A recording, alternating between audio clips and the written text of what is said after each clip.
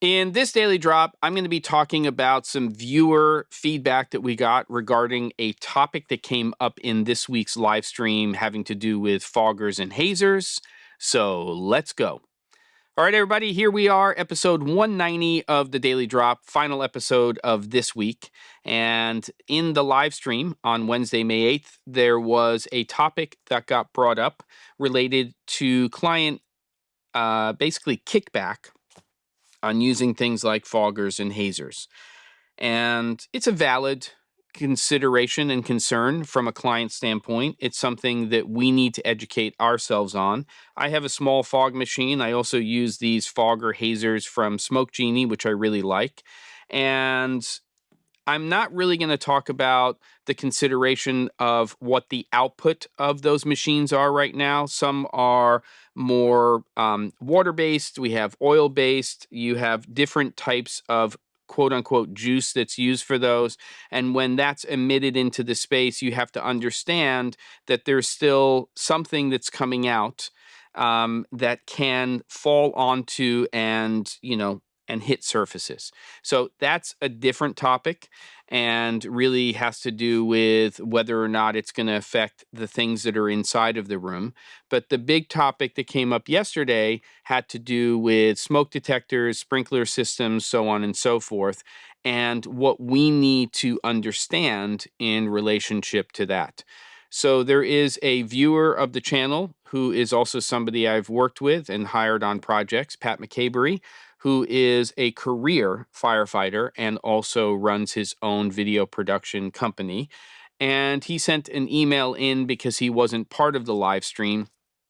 And it's just great information for us to have if you didn't have it already. So I'm going to read his email right here on the live stream. And here we go. Subject line, hazers and foggers and sprinklers, oh my.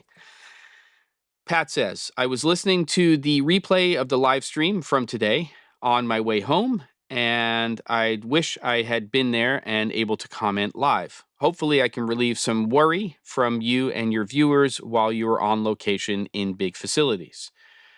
Pat says, it's often misunderstood how fire sprinklers work. While the hazers and foggers can absolutely set off the fire alarm by tripping smoke detectors, they absolutely cannot set off the sprinklers. Each sprinkler head has its own fusible link that releases at a set temperature ranging from 135 to 500 degrees Fahrenheit, depending on the location. Each head is totally independent, and typically, even in a fire, only a few of those heads are activated near the fire's location.